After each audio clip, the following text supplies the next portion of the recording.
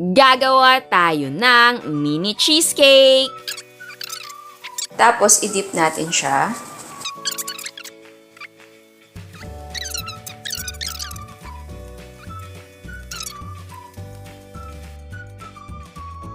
Okay, so unahin na muna natin i-crush yung ating graham crackers dahil hindi crush yung nabili ko.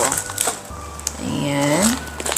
Kung wala kayong ganito, ay pwede naman mano-mano.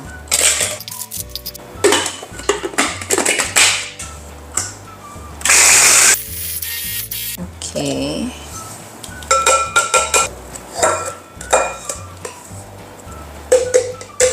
And then next ay maglagay tayo ng ating kondensada.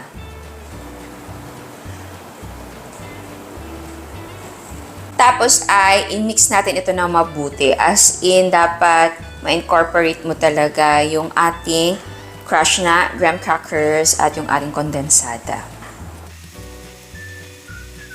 Okay, so ito na yung mixer natin. So, kuha tayo ng 1 tablespoon. Punuin natin to. Ayan. Pinipress ko siya para punong-puno talaga siya. Okay. Tapos, ito naman yung ating desiccated coconut. Tapos, i-dip natin siya. Ayan. And then, ito yung ating molde. Lightly grease siya ha. Lagay natin yan dyan. Tapos, i-press natin. So, i-mold natin siya kung ano yung shape ng ating molde. Press lang natin yan paloob. Ayan. Okay, tapos tanggalin natin siya dahan-dahan. Ayan. Ayan, eto na sila. So, ilagay na muna natin sa chiller. Tapos ay gawin na natin ang ating cream cheese mixture or yung ating cream cheese na palaman. Okay, para sa cheesecake filling natin, Gamit tayo ng gelatin, clear and unflavored. I-soak na muna natin sa tubig. Ito ay hindi mainit or hindi malamig. Room temperature lang. And siguraduhin na lahat ng grano ng ating gelatin ay basa. Tapos ay set aside na muna natin yan.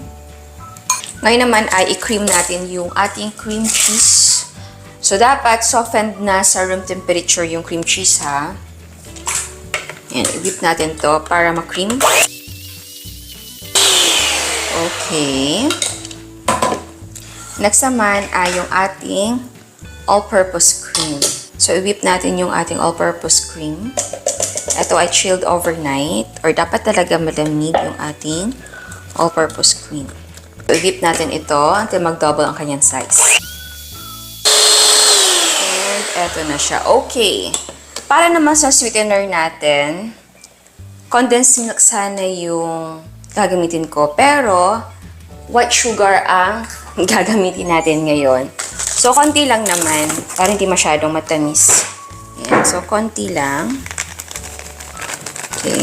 So, yun nga, kung white sugar ang gagamitin nyo, same sa atin dito, ay pwede na i-cream mo yung cream cheese tapos lagyan mo na ng white sugar agad. Eto, nahuli lang dahil ngayon ko lang napag-desisyonan na okay, sige, white sugar na. So, i-mix lang natin ito until matunaw siya. And ngayon naman ay tunawin natin sa mainit na tubig ang ating gelatin. So, i-mix natin yan para matunaw. Ayan, natunaw na. So, itabi na muna natin ito para lumamig. So, ngayon ay i-mix na natin sila. Okay, ilagay natin dito yung ating cream mixture. Tapos, i-mix natin to. Lagay natin yung ating gelatin. And then, i-mix natin ito na mabuti. Okay, ngayon ay lagyan na natin yung ating mga cups ng cheesecake mixture. Tapos ay ilagay natin sa chiller until mag-set siya bago tayo maglagay ng toppings. At eto na. So ngayon ay maglalagay tayo ng mga toppings natin. So meron tayo ditong blueberry na pie filling. Ayan.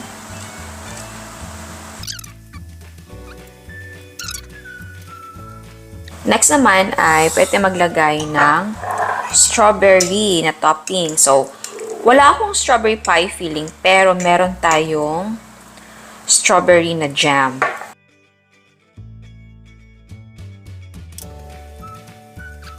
And maglagay din tayo ng mango. Ito ay mango jam. Pwede din na pie filling. May DLA na brand na pie filling na mangga. Sarap yun. Tapos, pwede din oreo na topping. Ayan. Next naman, cherry. Ayan. Press natin para medyo bumao naman. Baka gumulong. Okay, meron tayong ube na paste. Pwedeng ube jam. So, ito pala yung gamit ko. Ayan siya. Hindi pala ACC. Sabi ko kasi nakaraan nating video, ACC ang gamit ko na brand. Wala pala siyang brand. Tapos, ito naman ay may tsokolate tayo dito. Shinave ko lang. Chocolate bar ito. Pero naman chocolate chips yung gamitin. Okay, ayan. Tikman na natin. So, unahin natin tikman yung walang topping. Ayan siya, oh.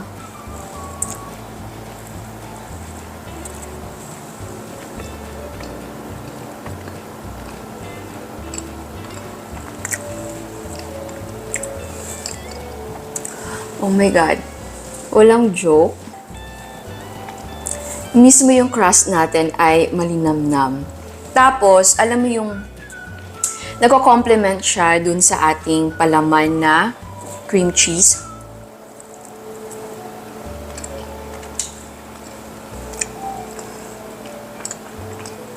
Balancing, sarap. Oh my God.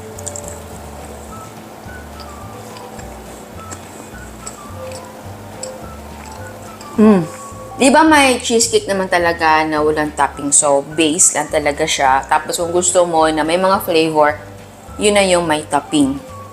And pwede din yung mismong cheesecake na filling, alagyan mo ng palaman. Pero, yung plain ay ang sarap niya.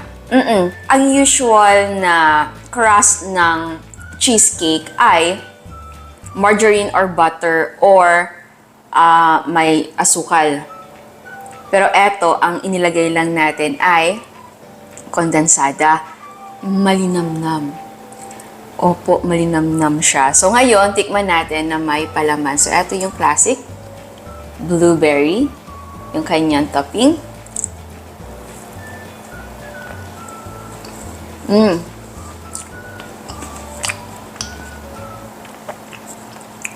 Masarap pa rin siya.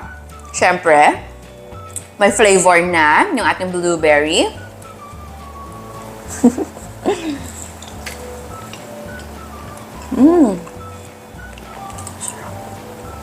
True talaga, walang halo.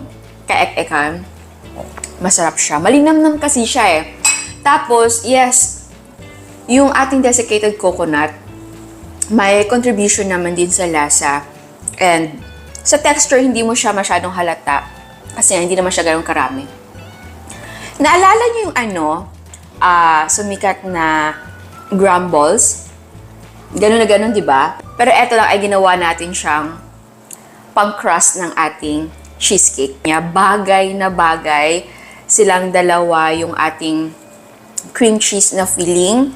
Tapos, kahit wala na pong topping, okay sa akin yung lasa. Pero syempre, kung may topping, mas na-elevate, mas iba yung dating niya. Kasi nga, iba't ibang topping, iba't iba yung flavor niya. So, may pagpipilian yung bisita mo or yung customer mo. And oo nga pala, ito ay refrigerator type na dessert. So, kapag matagal siya sa room temperature, lalambot talaga siya. Pero, masarap naman siya na galing sa chiller.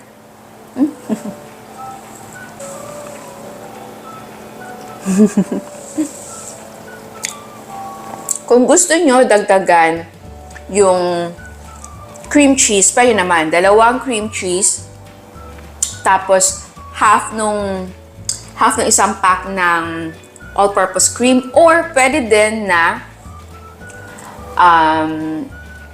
isang cream cheese na bar, tapos hatiin mo yung pack ng ating all-purpose cream. Pero syempre, konti lang yung magagawa mo. Gawin mo na lang, kung gusto mo marami pa rin, dodoblehin mo siya. Pwede mong gawin na 2 cream cheese na bar, tapos isang all-purpose cream na pack. Question, bakit pwedeng ganun? Pwedeng 2 cream cheese, tapos isang or kalahating all-purpose cream. Pwede talaga yon dahil depende yon sa gusto mo ng lasa ng yung cream cheese na feeling. Kasi yung iba, gusto nila na mas intense ang lasa ng cream cheese. Yung iba naman, kagaya ko, ayaw ko nang masyadong matapang si cream cheese. So, depende na yan sa inyo. Meron nga, kapag gumagawa ka ng cream cheese, super dami talaga ng cream cheese bar ang ginagamit sa isang full size. Isang full size lang yun ng cream cheese, ha. Iba, 4 to 6 pieces of cream cheese ang ginagamit nila. Tapos, 1 cup ng all-purpose cream.